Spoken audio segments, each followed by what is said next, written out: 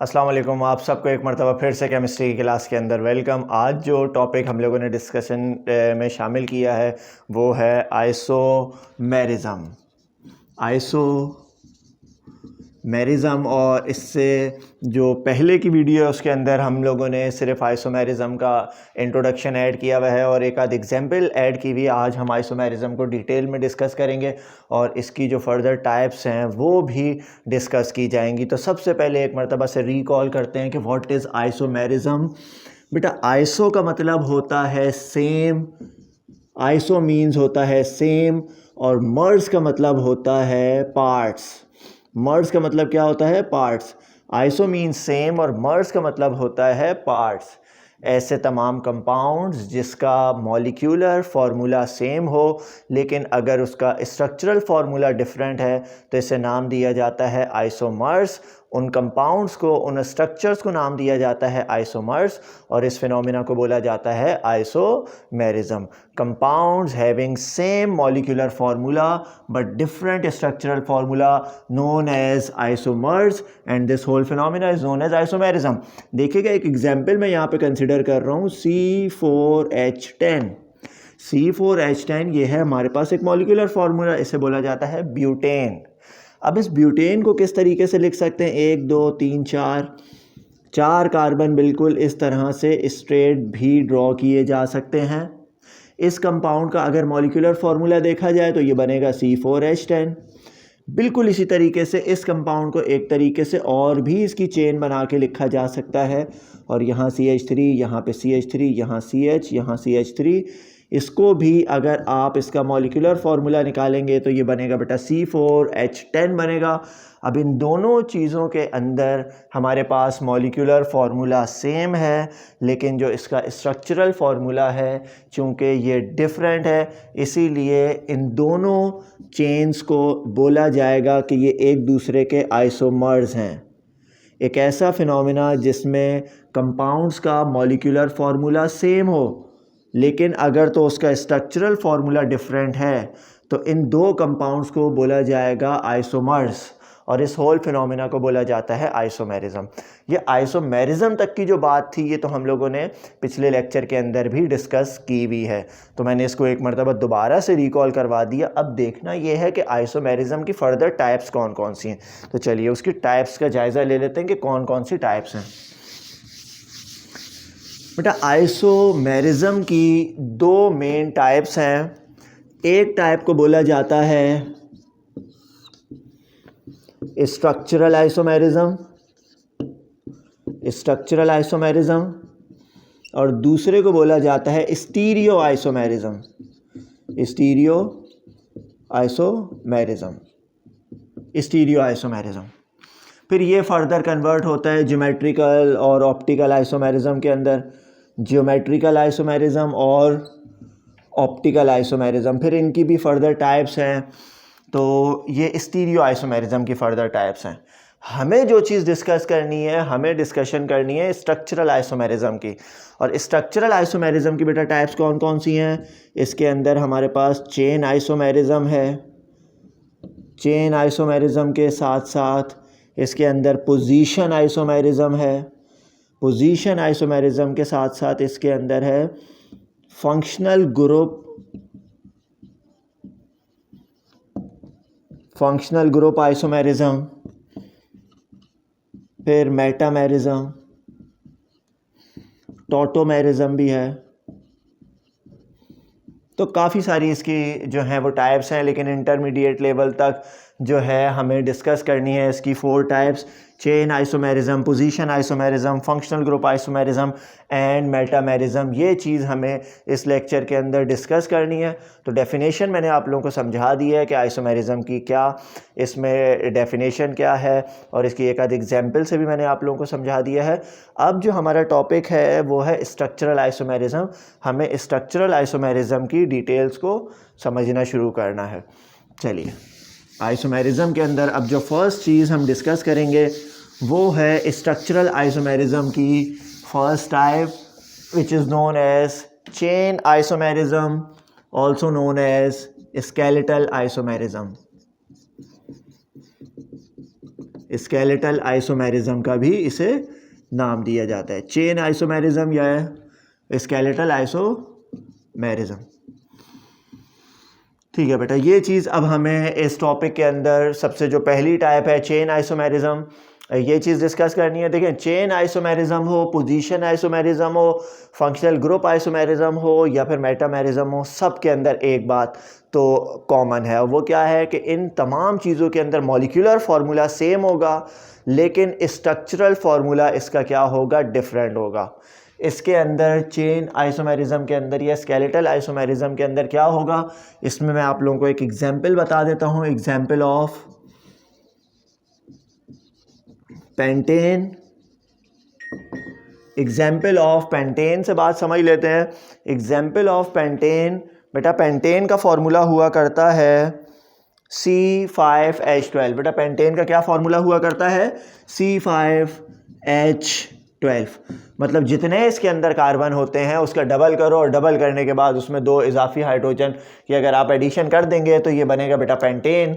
Chain isomerism के अंदर क्या चीज़ होगी, सेम मॉलिक्यूलर फार्मूला होगा, डिफरेंट इसके अंदर स्ट्रक्चरल फार्मूला होगा। बेटा ये 2 चीज़ें इसके अंदर होंगी, सेम मॉलिक्यूलर फार्मूला होगा, डिफरेंट इसके अंदर स्ट्रक्चरल फार्मूला होगा। ये 2 बातें आपने अपने जहन में रखनी है। अच्छा, एग्जाम्पल ऑफ पेंटेन, पेंटेन होता है बेटा C5H12। C5H12 को किस तरीके से आप एक्सपेंड करके लिख सकते हो, 1 2 3 4 5। बेटा 5 कार्बन आपने इस तरीके से स्ट्रेट ड्रॉ कर दिए।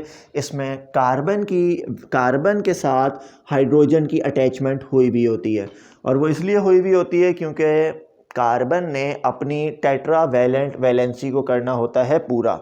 तो एक कार्बन के साथ कितने हाइड्रोजन की अटैचमेंट होगी, एक कार्बन के साथ हमारे पास 3 जगह पे हाइड्रोजन की अटैचमेंट होगी, तो ये बन गया CH3।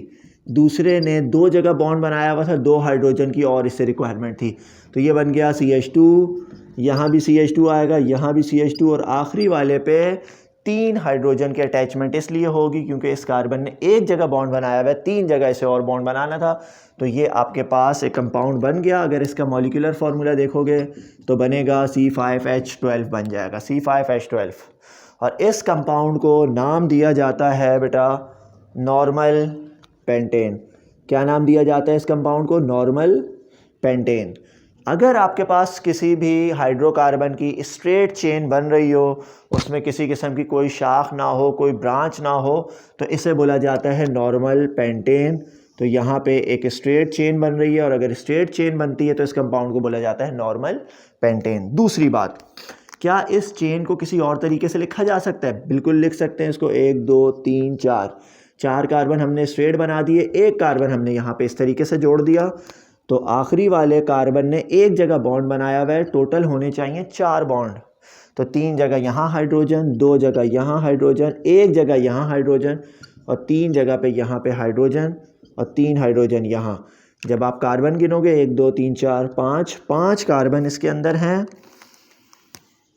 और हाइड्रोजन बेटा कितने हैं, 3 और 3 6, 6 और 3 9 10 11 12 इसके अंदर हमारे पास हाइड्रोजन है। तो आप देख लें कि मॉलिक्यूलर फार्मूला सेम है लेकिन स्ट्रक्चरल फार्मूला इसका यहाँ पर है डिफरेंट। तो ये कार्बन की मेन चेन है। जब आप IUPAC नेमिंग सीखोगे, जो कि मैंने एक अगले लेक्चर के अंदर दी हुई भी IUPAC नेमिंग पास पेपर की, तो उसके अंदर आपको पता चलेगा जब हम international union of pure and applied chemistry के थ्रू जो है कंपाउंड्स की नेमिंग करते हैं तो उसमें कौन कौन से रूल्स हैं। पहला रूल उसमें सिलेक्शन ऑफ मेन चेन का होता है। जो चीज़ें इस चेन का हिस्सा नहीं होती उसे नाम दिया जाता है ब्रांच का। तो यहाँ पे CH3 हमारे पास एक ब्रांच है, और बेटा CH3 को बोला जाता है मिथाइल। CH3 इज़ व्हाट, ये मिथाइल इसको बोला जाता है। अच्छा, अगर दूसरे कार्बन के ऊपर एक ब्रांच की अटैचमेंट हुई भी हो तो इसे नाम दिया जाता है आइसो। अगर दूसरे कार्बन पे एक ब्रांच हो इसे बोला जाता है आइसो। और total number of carbon atoms कितने हैं, 1 2 3 4 5। तो ये बन गया हमारे पास आइसोपेंटेन। This is isopentane. क्या इस कंपाउंड को किसी और तरीके से भी लिखा जा सकता है, जी बिल्कुल लिख सकते हैं। 1 2 3 कार्बन स्ट्रेट बना दिए और 2 कार्बन इस तरीके से ब्रांच के तौर पे ले आए। यहाँ पे 3 हाइड्रोजन, यहाँ 3 हाइड्रोजन, यहाँ 3 हाइड्रोजन, यहाँ पे हमारे पास 3 हाइड्रोजन की अटैचमेंट। तो ये देख लें ये मेन चेन हो गई, ये आपके पास एक ब्रांच हो गई, आपके पास एक ये ब्रांच हो गई। तो मॉलिक्यूलर फार्मूला जब इसका ड्राइव किया जाएगा तो ये बनेगा C5H12। क्या बनेगा बेटा? C5H12 बन जाएगा। और अगर दूसरे कार्बन के ऊपर हमारे पास 2 ब्रांचेस हों तो 2 ब्रांचेस वाला कंपाउंड कहलाता है नियो। तो इस कंपाउंड को नाम दिया जाएगा नियो। 1 2 3 4 5 नियो पेंटेन बोला जाएगा इसको। बेटा क्या बोलेंगे इसको? ये आपके पास नॉर्मल पेंटेन था, ये आइसोपेंटेन है और इसको लिखा जाएगा नियो पेंटेन। तो चेन या स्केलेटल आइसोमेरिज्म हमारे पास एक ऐसा आइसोमेरिज्म है जिसमें कंपाउंड का मॉलिक्यूलर फार्मूला सेम होगा, लेकिन जो उसका ढांचा है, जो उसका सांचा है या उसके अंदर जो चेन स्ट्रक्चर है वो सबका डिफरेंट होगा। तो आप देख लें मॉलिक्यूलर फार्मूला सब में सेम है, लेकिन जो स्ट्रक्चर्स हैं वो स्ट्रक्चर्स आपको यहाँ पे डिफरेंट नज़र आ रहे हैं। तो इस टाइप को, इस फर्स्ट टाइप को बोला जाता है बेटा चेन आइसोमेरिज्म का, इसे नाम दिया जाता है। ठीक है बेटा, अब इसकी सेकंड टाइप डिस्कस कर लेते हैं। सेकंड टाइप के अंदर हमें क्या बता रहे हैं? सेकंड टाइप हमारे पास होती है पोजीशन आइसोमेरिज्म। बेटा सेकंड टाइप क्या है? Position isomerism. देखते हैं पोजीशन आइसोमेरिज्म के अंदर हमें कौन कौन सी नई बातें सीखने को मिलती हैं। पोजीशन आइसोमेरिज्म से हमें समझ आ रहा है कि पोजीशन से रिलेटेड कोई ना कोई फैक्टर, कोई ना कोई ऐसी चीज़ होगी पोजीशन आइसोमेरिज्म। बेटा सेकंड टाइप है हमारे पास पोजीशन आइसोमेरिज्म। फर्स्ट टाइप इस चेन आइसोमेरिज्म। सेकंड टाइप जो इसके अंदर है वो है पोजीशन आइसोमेरिज्म। बेटा देखिएगा पोजीशन आइसोमेरिज्म हमारे पास एक ऐसा आइसोमेरिज्म है जिसके अंदर सेम मॉलिक्यूलर फार्मूला होता है, डिफरेंट इसके अंदर स्ट्रक्चरल फार्मूला होगा, और इसके अंदर 1-2 बातें और भी हैं। इसके अंदर सेम फंक्शनल ग्रुप होगा, सेम फंक्शनल ग्रुप होगा, लेकिन उसकी डिफरेंट पोजीशन होगी, different position of same functional group. देखिएगा same functional group, different position of same functional group. ये वाला पॉइंट आप हटा दें, इसकी जगह डायरेक्टली सिर्फ एक पॉइंट ये लिख देंगे तो बात बिल्कुल क्लियर हो जाएगी। हमारे पास क्या है? सेम मॉलिक्यूलर फार्मूला है, डिफरेंट स्ट्रक्चरल फार्मूला है। ये बात तो हर टाइप के अंदर वैलिड है, लेकिन जो स्ट्रक्चरल फार्मूला है वो डिफरेंट किस वजह से होगा? कोई ना कोई चीज़ तो उसके अंदर मुख्तलिफ होगी। तो वो क्या चीज़ उसके अंदर डिफरेंट है? Different position of same functional group. Functional group same होगा लेकिन उसकी पोजीशन डिफरेंट होगी। किस तरह से? यहाँ पे देखिएगा बेटा, देखें हमारे पास कंपाउंड दिया हुआ कार्बन कार्बन कार्बन, और यहाँ पे मिसाल के तौर पे हमारे पास OH की अटैचमेंट हुई हुई है। कार्बन अपनी वैलेंसी जब पूरी करता है तो ये अपने साथ हाइड्रोजन को अटैच करेगा, और अटैच करने के बाद इस तरीके से ये हमारे पास एक कंपाउंड बन के सामने आ गया। इस कंपाउंड को बोला जाता है नॉर्मल प्रोपाइल अल्कोहल। या एक और नई चीज़ मैं आपको बताता हूँ जो MCQs के हवाले से बहुत ज़्यादा इंपॉर्टेंट होती है। देखिए जब हम IUPAC नेमिंग करते हैं तो इसमें फ़र्स्ट रूल होता है सिलेक्शन ऑफ मेन चेन। ठीक है, ये मेन चेन हो गई, ये हमारे पास मेन फंक्शनल ग्रुप हो गया। अच्छा, अब इसके अंदर होता ये है कि फिर कार्बन की नेमिंग की जाती है, पहला कार्बन, दूसरा कार्बन और तीसरा कार्बन। पहले कार्बन के ऊपर अल्कोहल अटैच हुआ हुआ है तो इस कंपाउंड का नाम है 1-प्रोपानॉल। 1-प्रोपानॉल क्या बना बेटा? 1-प्रोपानॉल। अब देख लो कि इसका मॉलिक्यूलर फार्मूला बेटा क्या बनेगा? मॉलिक्यूलर फार्मूला 1 2 3 कार्बन है और हाइड्रोजन कितने हैं? 3 और 2 5, 5 और 2 7, 7 और 1 8, C3H8O। ये हमारे पास बन गया बेटा इसका मॉलिक्यूलर फार्मूला। क्या हम इसको किसी और तरीके से मेंशन कर सकते हैं? किसी और तरीके से लिखा जा सकता है? बिल्कुल इसे लिखा जा सकता है, एक कार्बन, दूसरा कार्बन, तीसरा कार्बन, यहाँ पे OH की अटैचमेंट करवा दो तो ये बन गया हमारे पास CH3, यहाँ पे आएगा H, यहाँ पे आ जाएगा CH3। तो अब मेन चेन हमारी कौन सी बनी बेटा? मेन चेन हमारी ये बन गई है, और ये आपके पास मेन फंक्शनल ग्रुप है, ये ब्रांच है। तो ये पहला कार्बन हो गया, ये दूसरा कार्बन हो गया, ये तीसरा कार्बन हो गया। तो इस कंपाउंड का नाम है 2-प्रोपानॉल। बेटा इसका भी अगर आप मॉलिक्यूलर फार्मूला निकालोगे तो मॉलिक्यूलर फार्मूला क्या निकलेगा? C3H8 ये बन जाएगा हमारे पास इसका मॉलिक्यूलर फार्मूला। अब इसमें आप जायज़ा लें, जायज़ा लेने के बाद आपको एक चीज़ पता चलेगी, compounds having same molecular formula but different structural formula. और बेटा स्ट्रक्चरल फार्मूला डिफरेंट किस वजह से हो रहा है? क्या इसके अंदर कोई फंक्शनल ग्रुप चेंज है? नहीं, इसके अंदर फंक्शनल ग्रुप चेंज नहीं है। इसके अंदर फंक्शनल ग्रुप वही है, अल्कोहल का फंक्शनल ग्रुप है, लेकिन इसकी पोजीशन डिफरेंट है। तो बेटा ये जो फंक्शनल ग्रुप है ये किस चीज़ का फंक्शनल ग्रुप है? ये है अल्कोहल। यहाँ से MCQs पूछा जाता है। बेटा MCQs क्या पूछा जाता है? 1 propanol and 2 propanol is an example of dash type of isomerism. तो इसके अंदर आप क्या मेंशन करोगे? 1 प्रोपानॉल और 2 प्रोपानॉल जो है वो एग्जाम्पल है हमारे पास पोजीशन आइसोमेरिज्म की। तो ये भी आपका 1 नंबर यहाँ से पक्का हो सकता है। बाकी शॉर्ट नोट के अंदर ये चीज़ तो आती ही है, लेकिन यहाँ से MCQs भी पेपर के अंदर पूछे जाते हैं। तो यहाँ फंक्शनल ग्रुप अभी OH है, यहाँ पे कुछ और भी हो सकता है, यहाँ क्लोरो भी हो सकता है, ब्रोमो भी हो सकता है, आयोडो भी हो सकता है, कोई भी फंक्शनल ग्रुप की अटैचमेंट यहाँ पे हुई भी हो सकती है। तो ये सेकंड टाइप थी। थर्ड टाइप देख लेते हैं, थर्ड टाइप के अंदर हमें क्या बता रहे हैं। चलिए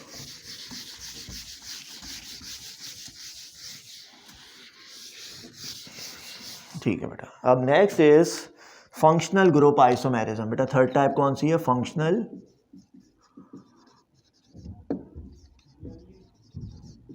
फंक्शनल ग्रुप आइसोमेरिज्म। अच्छा, सेम मॉलिक्यूलर फार्मूला होगा, डिफरेंट स्ट्रक्चरल फार्मूला होगा। और स्ट्रक्चरल फार्मूला डिफरेंट किस वजह से होगा? Due to presence of different functional group. क्योंकि फंक्शनल ग्रुप डिफरेंट है, लिहाजा अगर फंक्शनल ग्रुप डिफरेंट होगा तो इसका मतलब है कि इसके अंदर हमारे पास जो आइसोमेरिज्म है वो भी चेंज हो जाएगा। तो इसी वजह से इसे नाम दिया जाता है फंक्शनल ग्रुप आइसोमेरिज्म का। बेटा इसकी एग्जाम्पल देख लेते हैं कि हमारे पास इसकी एग्जाम्पल क्या है। एक कार्बन, दूसरा कार्बन, तीसरा कार्बन। यहाँ पे मिसाल के तौर पे हमारे पास ये अटैचमेंट हुई हुई है CHO की। बेटा CHO क्या होता है? CHO होता है हमारे पास एल्डिहाइड। बेटा CHO क्या चीज़ होती है? CHO इज़ एल्डिहाइड, इसे बोला जाता है एल्डिहाइड। यहाँ पर आप अगर इसका मॉलिक्यूलर फार्मूला देखोगे बेटा क्या बनेगा? आपके पास ये मेन चेन है और इस मेन चेन के अंदर जो फंक्शनल ग्रुप है बेटा ये फंक्शनल ग्रुप है। CHO होता है एल्डिहाइड का। बेटा CHO किस चीज़ का होता है? एल्डिहाइड। आप देख लें इसका मॉलिक्यूलर फार्मूला क्या बनेगा? 1 2 3, 3 इसके पास कार्बन है और 3 और 2 5, 5 और 1 6, C3H6O।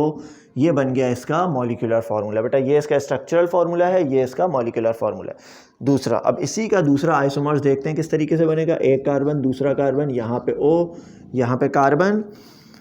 और जब मैंने इसकी वैलेंसी पूरी की तो बेटा वैलेंसी पूरी करने पे यहाँ पे इस तरीके से हमारे पास, अब देख लें मेन चेन कौन सी बन रही है? मेन चेन हमारे पास बन रही है ये, और इसके अंदर ये अब आपके पास जो है ये फंक्शनल ग्रुप है। और बेटा ये जो फंक्शनल ग्रुप है इसे बोला जाता है कीटोन। किस चीज़ का फंक्शनल ग्रुप है बेटा? कीटोन। इसका भी मॉलिक्यूलर फार्मूला देखेंगे तो 1 2 3, 3 इसमें कार्बन है, इसके पास 6 हाइड्रोजन है और 1 ऑक्सीजन है। मॉलिक्यूलर फार्मूला सेम है लेकिन स्ट्रक्चरल फार्मूला डिफरेंट है। नाम क्या हो सकता है इस कंपाउंड का, और यहाँ से बनने वाला MCQs किस तरह से आएगा पेपर में वो भी देखिएगा बेटा। जहाँ से फंक्शनल ग्रुप करीब पड़ रहा होता है नंबरिंग वहीं से स्टार्ट होती है। पहला कार्बन, दूसरा कार्बन, तीसरा कार्बन, पहला कार्बन, दूसरा कार्बन, तीसरा कार्बन, या पहला कार्बन, दूसरा कार्बन और तीसरा कार्बन। इस तरीके से भी इसको नेमिंग की जा सकती है। अच्छा, ये आपके पास है फंक्शनल ग्रुप एल्डिहाइड का। बेटा एल्डिहाइड का जो सफिक्स होता है या जो उसकी एंडिंग होती है वो होती है अल पे। तो इस कंपाउंड का बेटा यहाँ पर जो नाम है वो है 1 प्रोपानल। 1 प्रोपेन लिखते हैं, प्रोपेन के आखिर से ई हटाते हैं और Al का इजाफा कर देते हैं, तो ये बना बेटा 1 प्रोपानल। और यहाँ पे दूसरे कार्बन के ऊपर अटैच है कीटोन, 2 प्रोपेन लिखते हैं, ई आता है, ई हटाते हैं और ONE1 का इजाफा कर देते हैं। 1 प्रोपानल and 2 propanone is an example of dash isomerism. तो इसके अंदर आप लिखोगे फंक्शनल ग्रुप आइसोमेरिज्म। देख लें मॉलिक्यूलर फार्मूला सेम है, स्ट्रक्चरल फार्मूला डिफरेंट है। और बेटा स्ट्रक्चरल फार्मूला डिफरेंट किस वजह से है? Due to presence of different functional group. एक के अंदर एल्डिहाइड की अटैचमेंट हुई हुई है, तो दूसरे कंपाउंड के अंदर हमारे पास कीटोन की जो है वो अटैचमेंट हमें हुई हुई इसमें नज़र आ रही है। तो ये आपके पास थर्ड टाइप थी which is known as functional group isomerism. यहाँ से बेटा 1 नंबर का ये MCQs भी मैंने आप लोगों को बताया कि MCQs भी यहाँ से पेपर के अंदर लाजमी पूछा जाता है। ठीक है, नेक्स्ट टाइप इज मेटामेरिज्म। देखते हैं मेटामेरिज्म के अंदर क्या चीज़ है। Same molecular formula, different structural formula. बेटा फोर्थ टाइप इज मेटामेरिज्म। देखते हैं मेटामेरिज्म के अंदर हमसे क्या बोल रहे हैं। बेटा मेटामेरिज्म आपके पास एक ऐसा आइसोमर्स है जिसके अंदर मॉलिक्यूलर फार्मूला सेम होता है, स्ट्रक्चरल फार्मूला डिफरेंट होता है। लेकिन स्ट्रक्चरल फार्मूला डिफरेंट किस वजह से होता है? Due to different alkyl radical.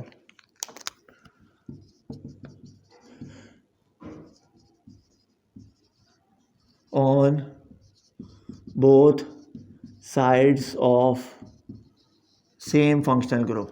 यहाँ पर फंक्शनल ग्रुप सेम होता है हमारे पास। देख लें किस तरीके से, कितने आसानी से ये चीज़ मैं ड्रॉ कर रहा हूँ। मिसाल के तौर पे ही हमारे पास फंक्शनल ग्रुप अटैच हुआ हुआ है ईथर का।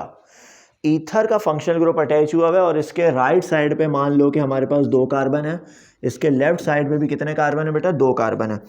वैलेंसी जब पूरी करेंगे तो ये बनेगा CH3, ये बनेगा CH2, यहाँ पे आएगा CH2, यहाँ पे आ जाएगा CH3। बेटा इसका मॉलिक्यूलर फार्मूला जब जोड़ेंगे तो बनेगा 1 2 3 4 कार्बन हैं। बेटा हाइड्रोजन कितने हैं? 3 और 2 5, 3 और 2 5, C4H10 और O, C4H10O इसका मॉलिक्यूलर फार्मूला बना हमारे पास। अच्छा, अब इस कंपाउंड का नाम क्या है बेटा? इस कंपाउंड का नाम हमारे पास बनेगा C2H5 या CH2CH3 बनता है इथाइल। और ये भी आपके पास है इथाइल, इथाइल और ये फंक्शनल ग्रुप है बेटा ईथर का। This is ether. तो इस कंपाउंड का नाम हमारे पास बन जाएगा डाई इथाइल ईथर। इस कंपाउंड का बेटा नाम बनेगा। सिमिलरली इस कंपाउंड को और किस तरीके से लिखा जा सकता है? एक तरफ आपके पास 1 कार्बन, दूसरी तरफ हमारे पास 3 कार्बन मैंने इस तरीके से बना दिए। तो यहाँ पर CH3, यहाँ पे आ गया CH2, यहाँ आ गया CH2, यहाँ पे आ गया CH3। देखने में आपको लग रहा होगा कि सेम कंपाउंड है, लेकिन सेम नहीं है, ये डिफरेंट कंपाउंड है। यहाँ पे देखें आपके पास फंक्शनल ग्रुप के राइट और लेफ्ट दोनों तरफ जो अल्काइल रेडिकल थे वो बराबर थे। इसे सिमेट्रिकल का नाम भी दिया जाता है, सिमेट्रिकल कंपाउंड। और ये एसिमेट्रिकल है जिसमें राइट और लेफ्ट दोनों साइड्स आपस में बराबर ना हो, एसिमेट्रिकल या नॉन सिमेट्रिकल का नाम देते हैं। राइट साइड पे अटैचमेंट हुई हुई है मिथाइल की, लेफ्ट साइड पे 3 कार्बन है, इसे बोला जाता है प्रोपाइल। Methyl propyl. अब पहले किसे लिखें? अल्फ़ाबेटिकल ऑर्डर पे क्या चीज़ पहले आती है? M पहले आता है या P पहले आता है? डेफिनेटली M पहले आता है। तो हम यहाँ पे इसका नाम लिखेंगे इस तरीके से, मिथाइल प्रोपाइल ईथर। अब MCQs भी यहाँ से इसी तरीके से बेटा पूछा जाता है कि methyl propyl ether and diethyl ether is an example of dash type of isomerism. तो उसके अंदर आप लोगों ने लिखना होगा मेटामेरिज्म लिखोगे और आपका 1 नंबर वहाँ पे पक्का हो जाएगा।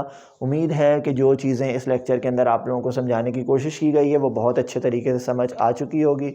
अगर कोई चीज़ फिर भी आप लोगों को इशू करती है तो वो डेफिनेटली आप लोग हमसे पूछ सकते हैं। इंशाल्लाह नेक्स्ट लेक्चर में फिर आपसे मुलाकात होगी। तब तक के लिए अल्लाह हाफिज़।